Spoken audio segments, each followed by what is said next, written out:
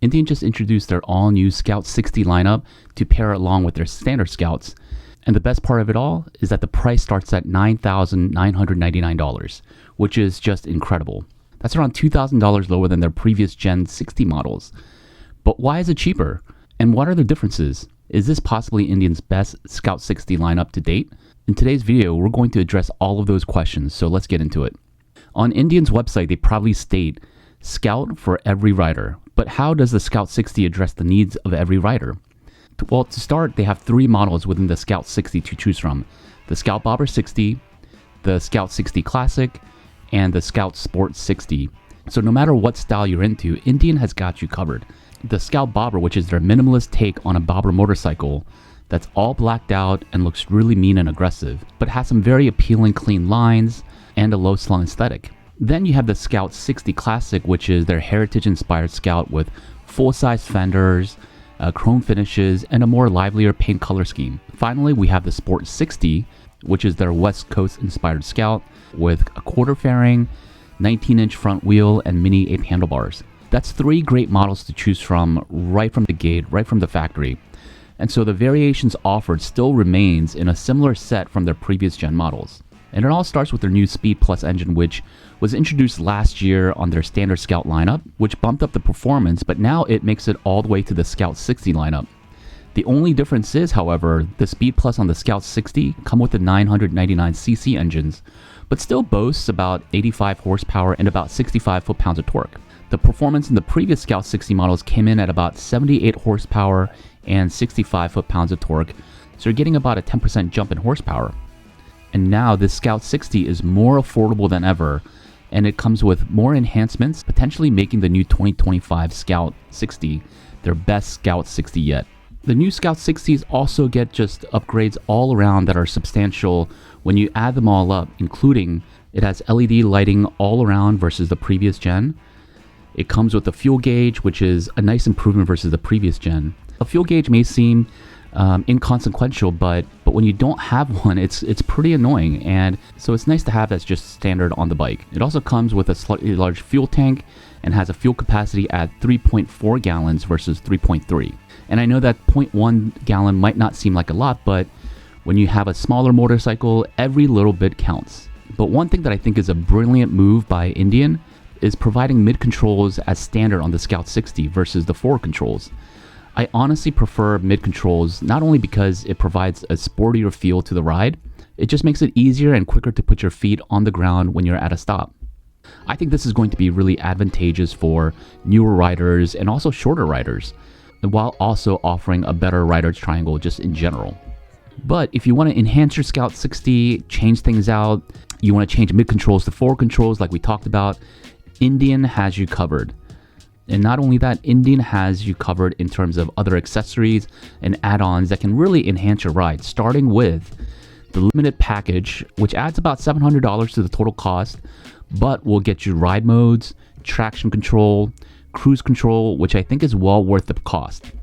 It doesn't come with the tech package offered in the standard Scout lineup, so you won't get navigation or the ride command offered in the standard Scouts.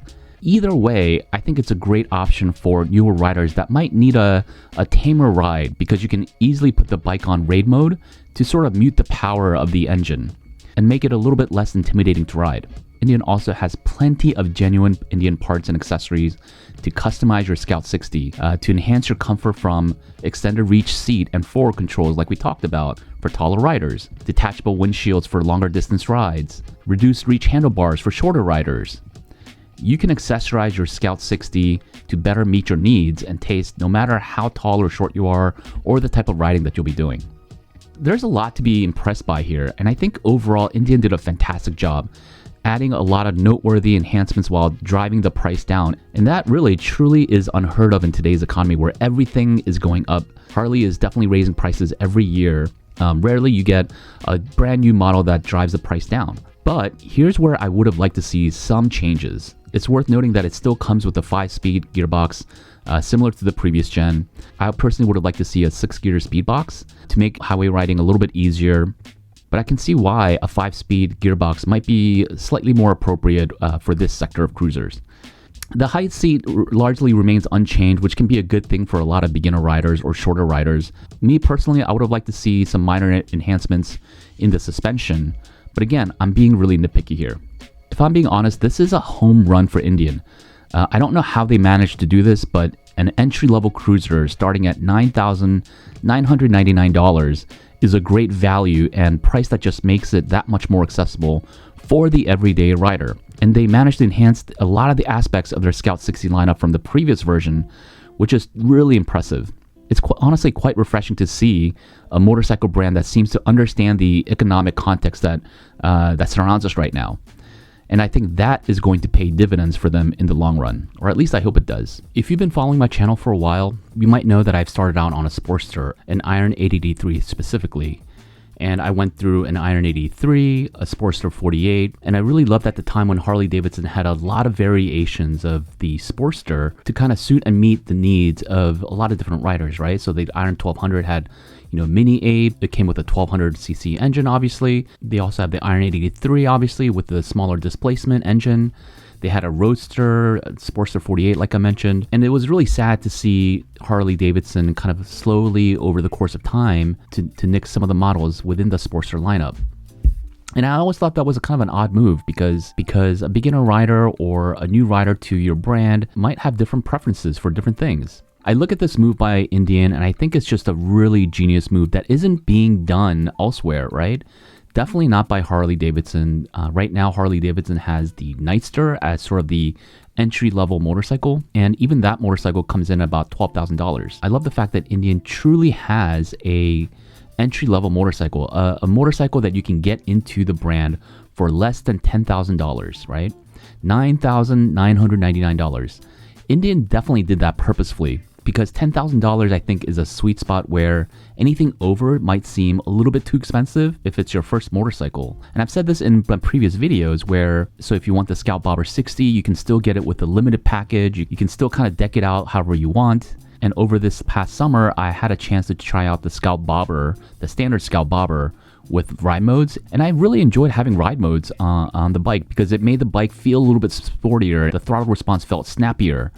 So as you progress as a rider, whether you're on the Scout Bobber 60, Sport 60, or the Classic 60, you have a lot of choice, which is ultimately what we all want as consumers. And right now, if you're a rider that's looking at a Scout, you have so many to choose from and so many different variations that it's actually kind of mind-blowing. As you can tell, I'm really excited about this because I really believe that there is a big gap in the market right now for entry-level cruisers that don't cost an arm and a leg. And I love the fact that Indian is coming in and filling that void in the gap. And I hope that Harley-Davidson is taking notes because I also have a Harley-Davidson. I have an Indian. I enjoy them both. And I want them both to succeed. I want them both to compete with each other to make better products. Well, that's going to be enough of me ranting. Thanks for tuning into this video. And until next time, I'll see you all later. Peace.